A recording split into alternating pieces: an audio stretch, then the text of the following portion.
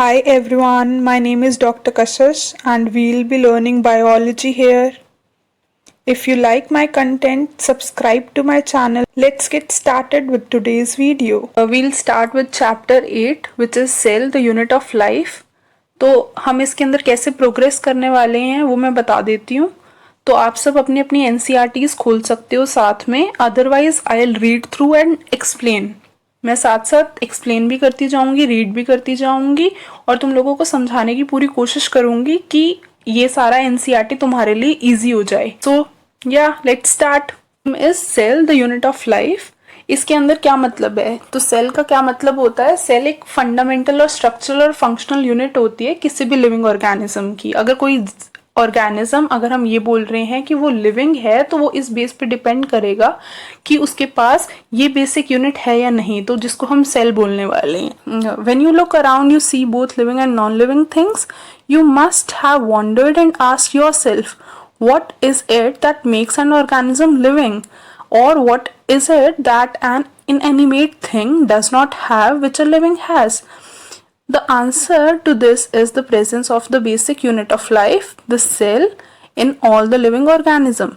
All organisms are composed of cells. तो सारे organisms किससे बने हुए होते हैं? सेल से बने हुए होते हैं. अब सेल किस तरह से डिवाइड कर सकते हैं हम organisms को? सेल के बेसिस पे या तो वो यूनिसेल्युलर ऑर्गेनिज्म होंगे या मल्टीसेल्युलर ऑर्गेनिज्म होंगे.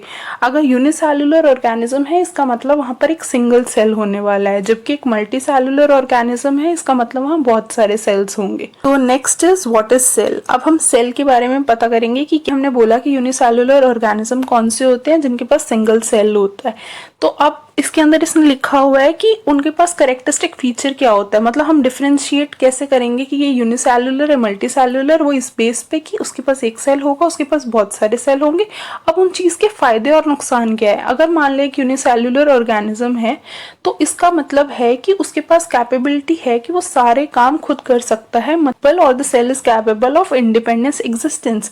और साथ में सेकेंड एडवांटेज ये है कि वो सारे के सारे एसेंशियल फंक्शंस ऑफ लाइफ कर सकता है. इसको एडवांटेज भी बोल सकते हैं, डिसएडवांटेज भी बोल सकते हैं, क्योंकि अगर मल्टीसेल्युलर ऑर्गेनिज्म होता है तो जैसे ह्यूमंस, तो उनके पास अगर मल्टीसेल्युलर ऑर्गेनिज्म अगर ह्यूमंस हैं तो उनको सबसे ज़्यादा फायदा ये होता है कि उनके पास अलग अलग सेल्स हैं और वो अलग अलग फंक्शन कर रहे हैं. क्योंकि बहुत सारे सेल्स कंबाइन होते हैं, वो टिश्यू बनते हैं, फिर वो टिश्यू होता है वो एक ऑर्गन बनाता है, ऑर्गन पूरा एक ऑर्गन सिस्टम बनता है. ऐसे करके बॉडी के अंदर सारे काम चलते हैं. तो जैसे मानो कि अगर डाइजेस्टिव सिस्टम है हमारी बॉडी में, तो उसका काम क्या होता है? सिर्फ डाइजेशन करना या फिर सिर्फ डाइजेशन का ख्याल रखना. उसको एक्सक्रीशन का फंक्शन से कोई लेना देना नहीं होता, क्योंकि वहां पर एक्सक्रीटरी सिस्टम काम करेगा. तो मल्टीसेल्युलर ऑर्गेनिजम्स के पास डिवीजन ऑफ लेबर हो जाता है, जबकि यूनिसेल्युलर ऑर्गेनिजम्स के पास डिवीजन ऑफ लेबर नहीं होता, क्योंकि उनको सिर्फ एक सेल है, उसको सारा काम अपना खुद से करना पड़ता है. तो अब इसके बारे में ये तो हमें पता लग गया कि सेल क्या होता है, यूनिसेल्युलर ऑर्गेनिजम्स कौन से होते हैं, मल्टीसेल्युलर ऑर्गेनिज्म कौन से होते हैं. अब ये सबसे पहले किसने देखा और किसने बताया सेल के बारे में? तो फर्स्ट जिसने देखा था उसको बोलते हैं हम एंटन वॉन ल्यूवेनहॉक ने. बट इसने जो डिस्क्राइब करा था वो लाइव सेल के अंदर डिस्क्राइब करा था कि basic unit of life cell है, वो भी एक लाइव सेल के अंदर इसने देख के ये बात हमें बताई थी. उसके बाद हम चलते हैं नेक्स्ट की तरफ, जो रॉबर्ट ब्राउन है, जो एक क्वेश्चन हो सकता है, जैसे कि एंटन वॉन ल्यूवेनहॉक भी एक क्वेश्चन हो सकता है. ऐसे ही जबकि अगर तुमसे ये क्वेश्चन पूछा जाएगा कि डेड सेल किसने डिस्कवर करा था, तो डेड सेल डिस्कवर करा था रॉबर्ट हुक ने, और जबकि लाइव सेल किया था एंटन वॉन ल्यूवेनहॉक ने. अब जो नेक्स्ट कंसेप्ट है वो है सेल थ्योरी का. तो सेल थ्योरी किसने दी थी? दो लोगों ने मिलकर कंबाइंड सेल थ्योरी दी थी. अब ये दो लोग कौन थे? एक तो था जर्मन बॉटनिस्ट और एक था जूलॉजिस्ट. तो दोनों कंबाइन हुए और दोनों ने एक सेल थ्योरी बनाई, जिसके अंदर हम कुछ बेसिक पॉइंट्स हैं 2-3 वो पढ़ने वाले हैं. अब उन दोनों के नाम क्या थे वो इम्पोर्टेंट है, वो याद रख लो. एक का नाम था शेल्डेन, जो ये नाम है, एक का नाम था शेल्डेन, दूसरे का नाम था श्वान. तो शेल्डेन ने सबसे पहले क्या बताया हमको कि all the plants are composed of different kinds of cells which form the tissues of the plant. मतलब उसने हमें सिंपल भाषा में ये बताया कि सारे के सारे प्लांट्स होते हैं वो एक बेसिक सेल से ही बने हुए होते हैं, डिफरेंट काइंड के सेल्स होते हैं जो बाद में एक टिश्यू ऑफ प्लांट बनाते हैं. ठीक है. फिर नेक्स्ट आया श्वान था, वो एक जूलॉजिस्ट जूलॉजिस्ट था उसने क्या डिस्कवर करा अपने रिसर्च के अंदर, उसने एनिमल्स पे रिसर्च करी थी, जबकि वो बॉटनिस्ट था तो उसने शेल्डन बॉटनिस्ट था तो उसने प्लांट में रिसर्च करी। ऐसे ही श्वान जूलॉजिस्ट था तो उसने एनिमल पे रिसर्च करी। तो अब इसने क्या रिसर्च के अंदर देखा कि सेल होता है, उसके बाहर एक थिन आउटर लेयर होती है, तो जिसको बाद में नाम दिया गया जो आजकल हम जानते हैं प्लाज्मा मेम्ब्रेन के नाम से।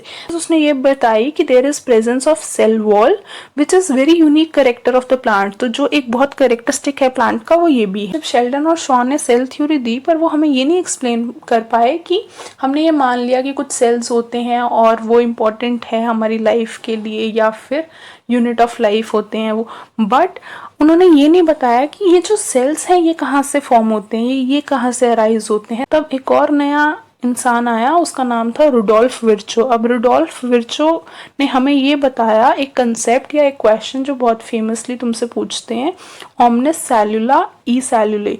अब इसका क्या मतलब होता है? ओमनिस का मतलब होता है ऑल। तो उसने बोला कि जो सारे के सारे सेल्स हैं वो प्री एग्जिस्टिंग सेल से ही डेवलप होते हैं, मतलब एक सेल दूसरे सेल से ही डेवलप हो रहा है। तो उन्होंने रुडोल्फ विर्चो जब कंबाइन हुआ सेल थ्योरी के साथ में तो उन तीनों कंसेप्ट्स को मिलाकर बन गई मॉडर्न सेल थ्योरी। तो अब हम देख लेते हैं एक बार इस सारे को रीड करके कि हमने अब तक क्या क्या समझा और क्या क्या हुआ। तो अब तक हम व्हाट इज सेल पे आ जाते हैं वापस से। तो व्हाट इज सेल क्या है? Unicellular organisms are capable of first independence existence and second the performing of essential functions of life. Anything less than the complete structure of the cell does not ensure independent living. Hence, the cell is the fundamental structural and functional unit of all the living organisms. तो cell क्या है? Fundamental, structural और functional unit.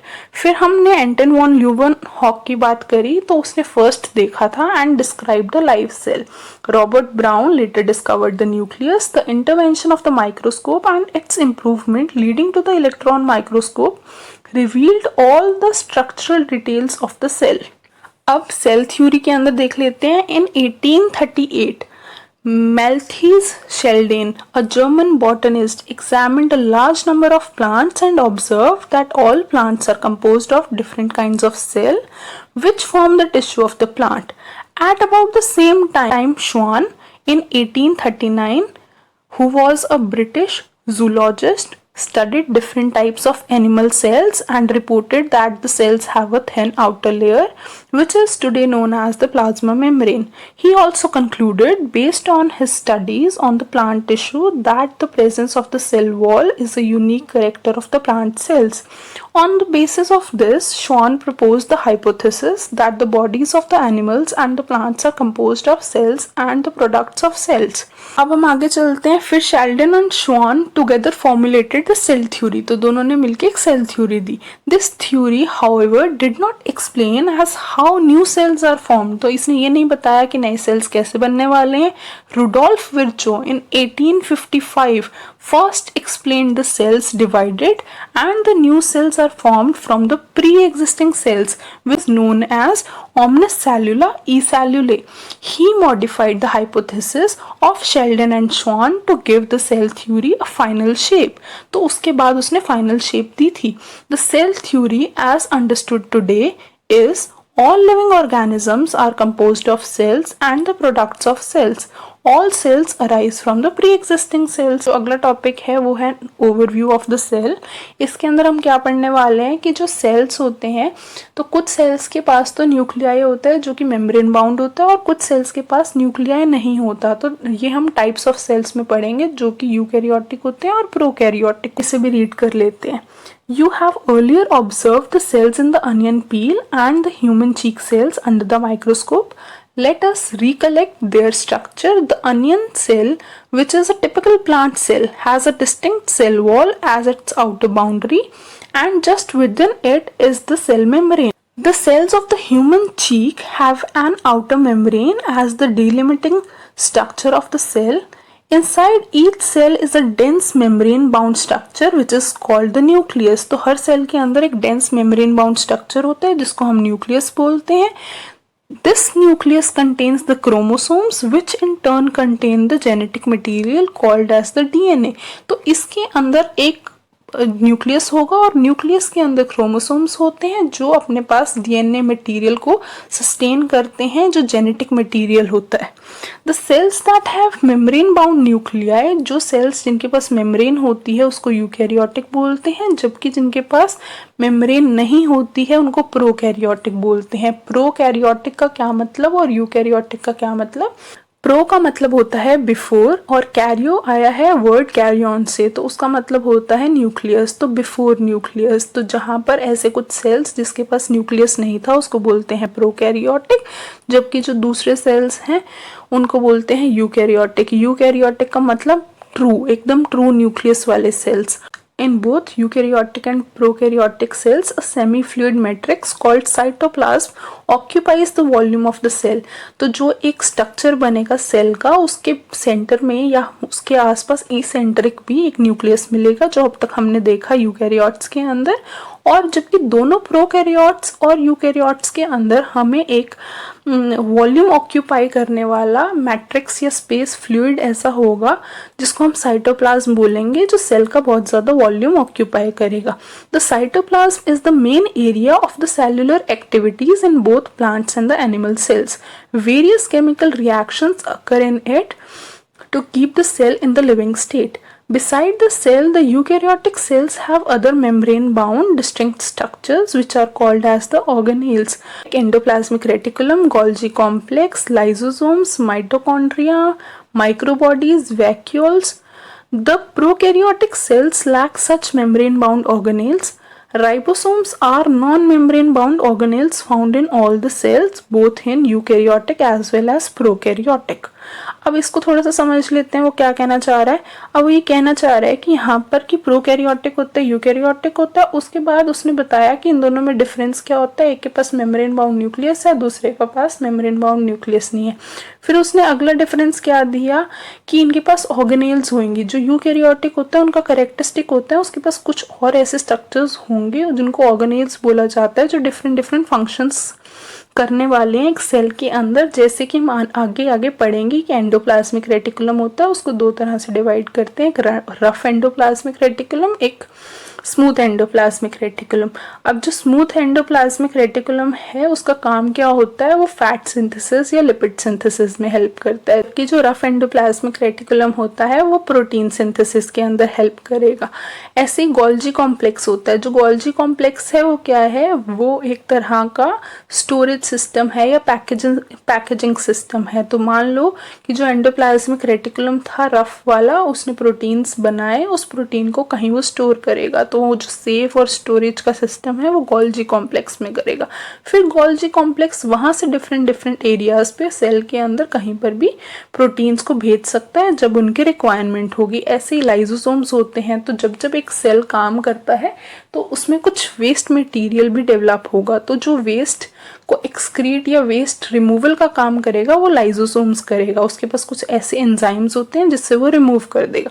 Mitochondria क्या होता है, अब जैसे जो सेल है उसको एनर्जी चाहिए होती है, अब जो सेल है उसको एनर्जी चाहिए होती है अपना काम करने के लिए, तो फिर वो माइटोकॉन्ड्रिया, इसलिए उसको हम बोल देते हैं पावर हाउस ऑफ सेल।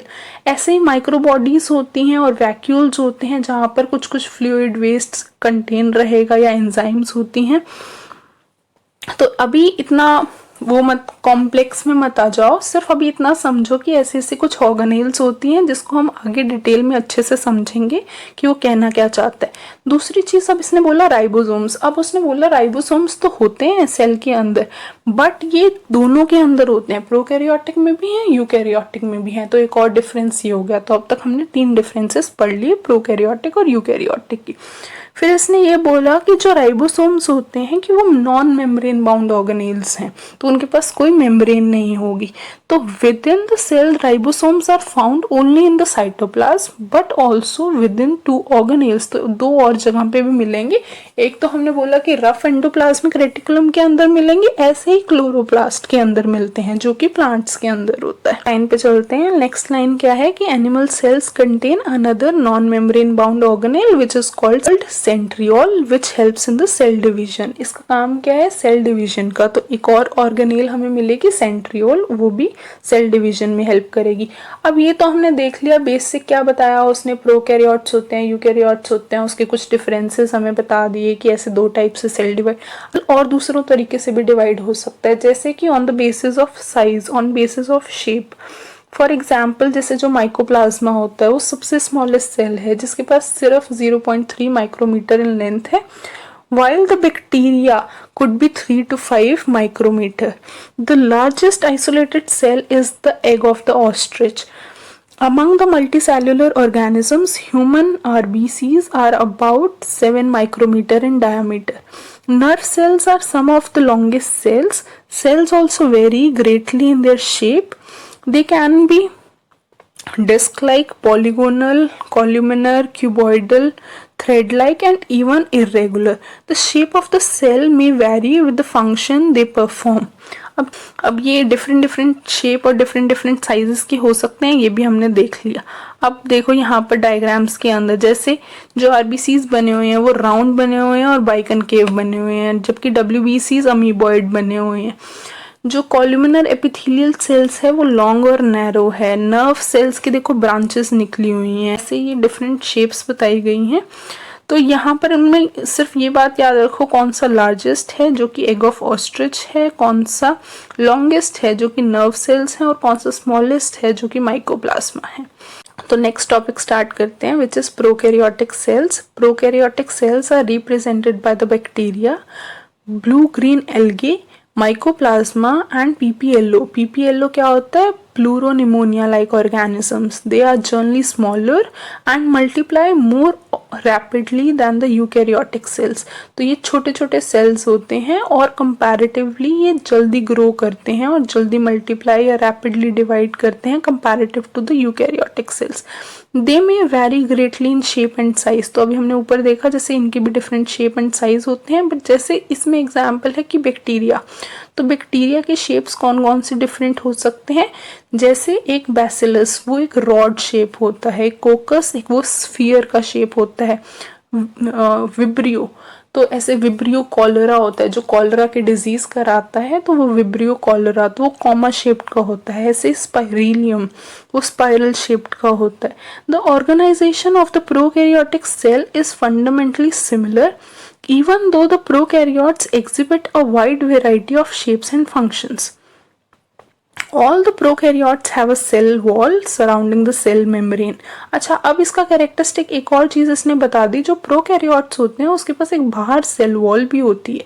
तो एक तो हो गया जैसे सेल मेम्ब्रेन, सेल को जिसने सराउंड करा, थिन आउटर कवरिंग, तो वो बोलते हैं सेल मेम्ब्रेन, और उसके बाहर एक चीज होगी उसको बोलते हैं सेल वॉल। और फिर उसके बाद उसने ये बोला कि the fluid matrix filling the cell is cytoplasm. तो बीच में जो फ्लूइड फिल होगा वो साइटोप्लाज्म होगा। तो there is no well defined nucleus, वो हमने पहले भी देखा था कि यहाँ पर कोई मेम्ब्रेन बाउंड स्ट्रक्चर्स नहीं मिलेंगे, कोई ऑर्गेनेल्स नहीं होंगे, कोई न्यूक्लियस नहीं होगा। तो जो जेनेटिक मटेरियल बीच में पड़ा हुआ होगा वो कम्प्लीटली नेकेड होगा, मतलब वहाँ पर कोई भी सराउंडेड न्यूक्लियस नहीं, कोई भी सराउंडेड मेम्ब्रेन नहीं मिलने वाली, which is naked and not enveloped by a nuclear membrane. In addition to the genomic DNA, many bacteria have smaller circular DNA outside the genomic DNA. अब वो ये बोल रहा है कि यहाँ पर जो जेनेटिक मटेरियल होगा वो नेकेड पड़ा हुआ होगा और यहाँ पर दो तरह के डीएनए होंगे। एक तो जीनोमिक डीएनए होगा जो कि सर्कुलर डीएनए होगा, वो मैं आपको डायग्राम के अंदर दिखाऊंगी कि सर्कुलर डीएनए कैसा दिखेगा। और दूसरा उसने ये बताया कि एक स्मॉलर डीएनए आउटसाइड होगा, मतलब वो सेल से अलग से, मतलब सेल के अंदर ही होगा बट अलग से पड़ा हुआ होगा। तो अलग से एक छोटा सा स्मॉलर डीएनए होगा, उसको हम प्लाज्मिड के नाम से जानेंगे। अब प्लाज्मिड का स्पेसिफिक काम क्या होता है? स्पेसिफिक काम क्या होता है? अब ये क्या है, ये इसके पास क्या पावर होती है, ये खुद से मल्टीप्लाई कर सकता है, रेप्लिकेट कर सकता है, इंडिपेंडेंटली इट कैन रेप्लिकेट। तो ये इसके पास कुछ ऐसी जीन्स होती हैं जिससे खुद का सर्वाइवल देख सकता है, मतलब जिस भी सेल का उसका सर्वाइवल इसके हाथ में होता है। तो the plasmid DNA confers certain unique Phenotypic characters to such bacteria, one such character is the resistance to antibiotics. तो एक दूसरा कैरेक्टरिस्टिक क्या है, एक तो हमने ये बोला कि रेप्लिकेशन में हेल्प करेगा, दूसरा ये क्या प्रोवाइड करता है, ये resistance to the antibiotics provide करता है. Higher classes you will learn that this plasma DNA is used to monitor bacterial transformation with the foreign DNA. Nuclear membrane is found in the eukaryotes, जो हम पढ़ चुके हैं. No organelles like the one in eukaryotes are found in the prokaryotic cells except for ribosomes, ये भी हमने पढ़ लिया. Prokaryotes have something unique in the form of inclusions. अब prokaryotes पे एक और कैरेक्टरिस्टिक चीज होती है जिसको बोलते हैं inclusions. A specialized differentiated form of the cell membrane called as the mesosome is the characteristics of prokaryotes. They are essentially infoldings of the cell membrane. अब ये यहाँ पर mesosome के बारे में क्या बोलना चाह रहा है, जो हमने बोला कि एक सेल मेम्ब्रेन होती है, अब जो ये प्रोकैरियोट्स की सेल मेम्ब्रेन होती है ये अपनी अंदर की तरफ इनफोल्ड हो जाती है, मतलब ये अंदर की तरफ इनफोल्ड होकर सरफेस एरिया बढ़ा देगी. तो एक तो काम क्या किया मेसोसोम ने, इसने सरफेस एरिया बढ़ा दिया पूरे सेल का, क्योंकि जो सेल मेम्ब्रेन है वो अंदर की तरफ फोल्ड हो गई. अब दूसरी ये इनफोल्डिंग्स होती क्यों है, अब इसका फंक्शन ये होता है कि ये रेस्पिरेशन के अंदर हेल्प करती है, उसके बाद डीएनए रेप्लिकेशन के अंदर, सेल डिवीजन के अंदर, और जो ये मेसोसोम्स होते हैं इनके पास बहुत सारी एंजाइम्स होती हैं. तो ये सब हम आगे आगे पढ़ते जाएंगे जैसे जैसे हम रीड करेंगे. क्या अब आगे पढ़ते हैं. अगला टॉपिक है cell envelop and it's modifications. तो जो बहुत सारे मोस्टली प्रोकैरियोटिक सेल्स होते हैं जो कि बैक्टीरियल सेल्स हैं, इनके पास एक केमिकली कॉम्प्लेक्स सेल वॉल होती है. तो जो ये सेल वॉल होती है ये 3 लेयर्स से बनी हुई होती है. अभी तक हमने देखा कि एक तो बाहर प्लाज्मा मेम्ब्रेन होगी, उसके बाहर सेल वॉल होगा. अब इसने बोला जो बैक्टीरिया होता है कई बार उसके पास एक और आउटर मोस्ट लेयर होती है जिसको बोलते हैं हम ग्लाइकोकाइलैक्स. Although each layer of the envelope perform distinct function, they act together as the single protective unit. तो ये टोटल में एक protective unit की तरह ही काम करेंगे. Classified into 2 groups on the basis of the difference in the cell envelope and the manner in which they perform to the staining procedure developed by the Gram. Those who take up the stain are called as the gram positive and those who don't take up are called as gram negative bacteria. अच्छा, अभी इसने ये क्या बताया इसके अंदर cell envelop के अंदर कि एक यही कि 3 लेयर्स होंगी. तो हमने तीनों लेयर्स के बारे में देख लिया. उसके बाद ये बता रहा है कि हम किसी भी बैक्टीरिया को हम 2 ग्रुप्स के अंदर डिवाइड करते हैं कि वो आइदर ग्राम पॉजिटिव बैक्टीरिया है और आइदर ग्राम नेगेटिव बैक्टीरिया. बाद पे हम ये डिफरेंशिएट करते हैं कि वो ग्राम पॉजिटिव है और ग्राम नेगेटिव. तो ग्राम एक साइंटिस्ट था जिसने डिफरेंशिएट करा बैक्टीरिया को ग्राम पॉजिटिव और ग्राम नेगेटिव. तो हम ऐसे ग्राम स्टेनिंग करते हैं, मतलब हम स्टेन लगाते हैं टिपिकली बैक्टीरिया को पता लगाने के लिए कि वो कौन सा कलर ले रहा है, पिंक कलर ले रहा है या ब्लू कलर ले रहा है. तो अगर वो पिंक कलर ले रहा है या ब्लू कलर ले रहा है, इससे वो डिफरेंशिएट हो जाएगा कि वो ऑर्गेनिज्म पॉजिटिव है या नेगेटिव. ये हम आगे पढ़ेंगे. अब आगे चलते हैं कि glycocalyx differs in the composition and thickness among different bacteria.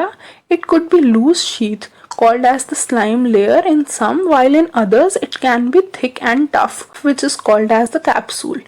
The cell wall determines the shape of the cell. अब cell wall का क्या काम होता है, वो एक shape determine करती है cell की and provide the structural support to prevent the bacterium from bursting and collapsing. अब ये जो सेल वॉल होती है, अब हमने देखा कि सेल मेम्ब्रेन हो गई, न्यूक्लियस हो गया, हर एक चीज अपना अपना एक काम कर रही है. सेल वॉल होता है उसका क्या फंक्शन होता है, ये डिटरमिन करती है एक सेल की शेप की, उसकी शेप क्या रहेगी, उसका कितना स्ट्रक्चरल सपोर्ट रहेगा, क्या स्ट्रेंथ रहेगी.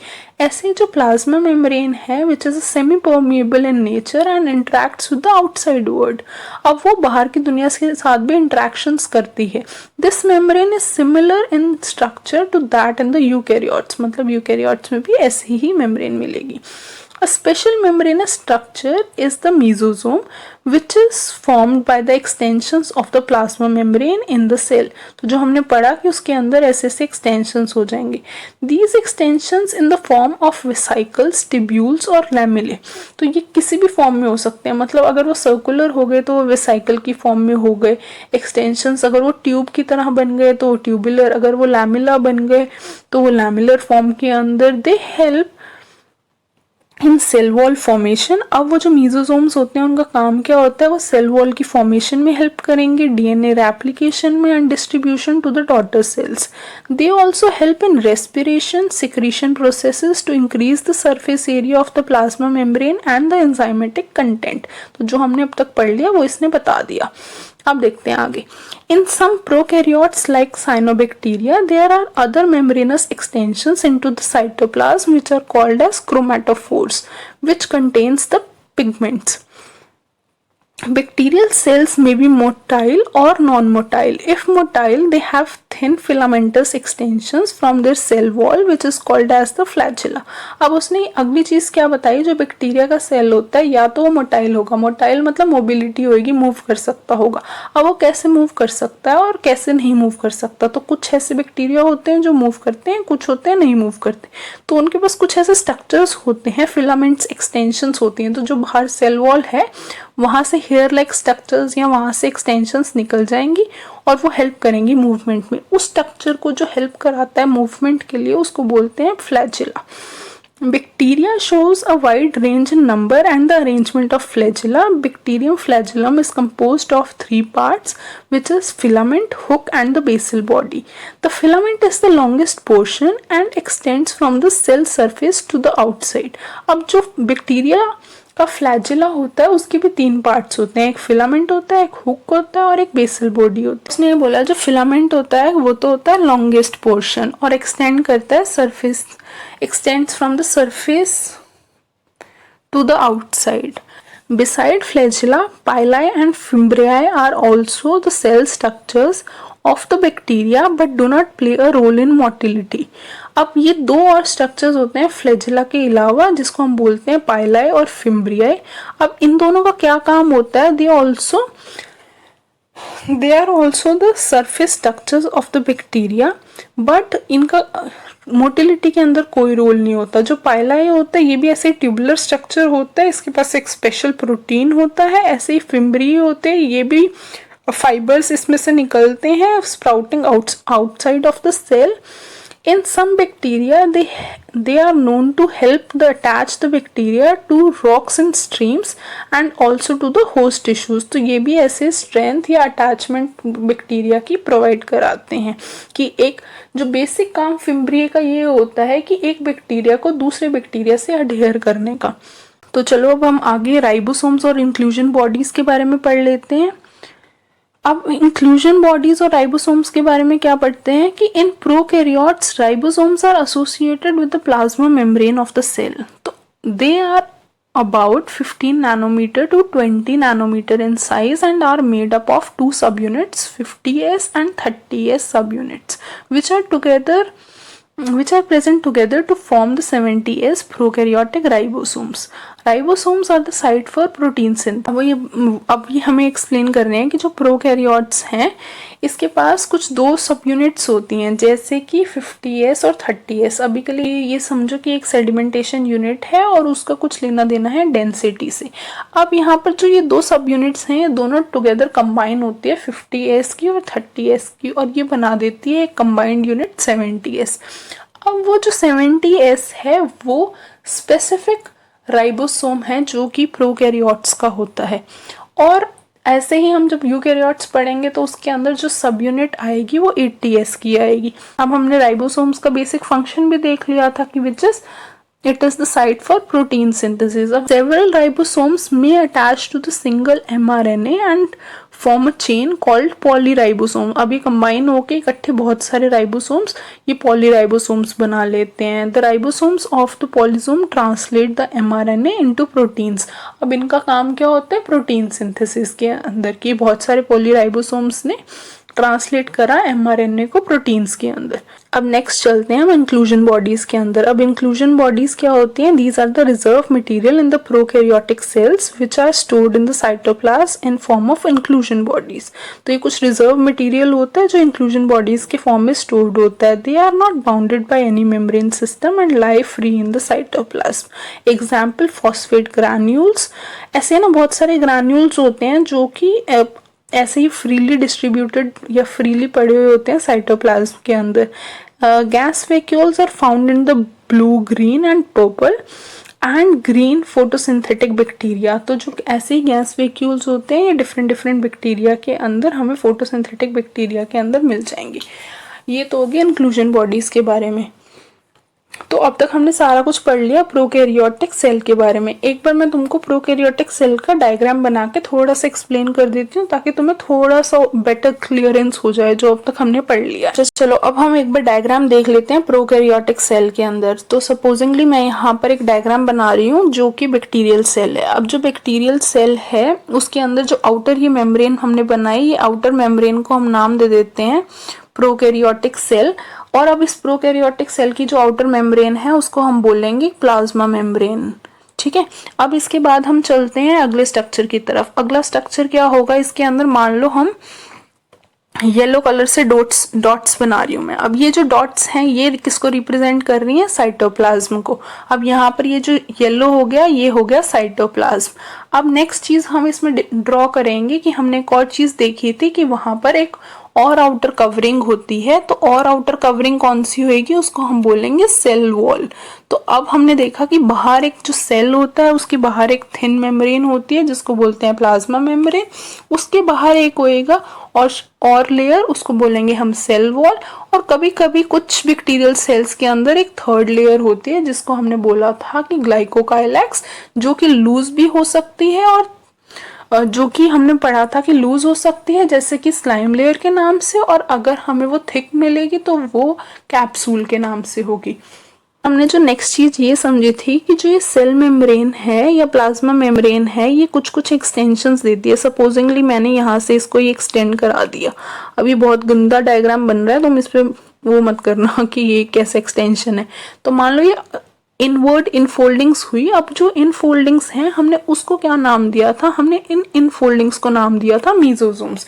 अब मीजोसोम्स क्या कर रहे हैं, ये वाला सरफेस एरिया बढ़ा रहे हैं। तो अब ये वाला जो सरफेस एरिया अब ये इनफोल्ड हो गया तो यहाँ का ये देखो सरफेस एरिया इंक्रीज हो गया कंपैरेटिवली। ठीक है, तो अब इनका काम क्या था, रेस्पिरेशन के अंदर काम था। हमने एक और चीज पढ़ी थी जिसको हमने नाम दिया था फिम्ब्रिए। अब सपोजिंगली मान लो यहाँ से कुछ एक्सटेंशंस निकल गई, एक यहाँ से निकल गई, एक यहाँ से निकल गई। जो ये सारी एक्सटेंशंस हैं इनको नाम दिया है हमने फिम्ब्रिए। अब फिम्ब्रिए का क्या काम था, ये एडेशन में कि एक बैक्टीरियल सेल को दूसरे बैक्टीरियल सेल से अटैच करने का काम था। ठीक है, अब ये सारी चीजें हमने समझ ली। अब एक जो आखिरी चीज रह गई है समझने के लिए वो ये रह गया कि जेनेटिक मटेरियल। अब जेनेटिक मटेरियल के अंदर हम देख लेते हैं। सपोजिंगली मैं यहाँ पर एक और कलर ले लेती हूँ जेनेटिक मटेरियल के लिए। अब जेनेटिक मटेरियल के लिए मैंने मान लो ग्रीन कलर लिया। अब ग्रीन कलर के अंदर मैंने एक ये बनाया और एक दूसरा मैंने यहाँ पर सर्कुलर डीएनए बना दिया। अब जो ये वाला सर्कुलर डीएनए है ये तो हो गया जीनोमिक डीएनए, और जो दूसरा ये ग्रीन कलर का सर्कल है इसको हमने नाम दे दिया प्लाज्मिड। तो हमने ये भी पढ़ा था कि यहाँ पर एक प्लाज्मिड नाम की चीज भी होती है। ठीक है, तो ये सारा कुछ हो गया प्रोकैरियोटिक सेल्स के बारे में। Okay, so this was all for today's lecture. हम कल आगे डिस्कस करेंगे यूकैरियोट्स के बारे में और डिफरेंट ऑर्गेनेल्स के बारे में। So till then enjoy, and if you like my teaching do like my channel and do subscribe to it. Bye.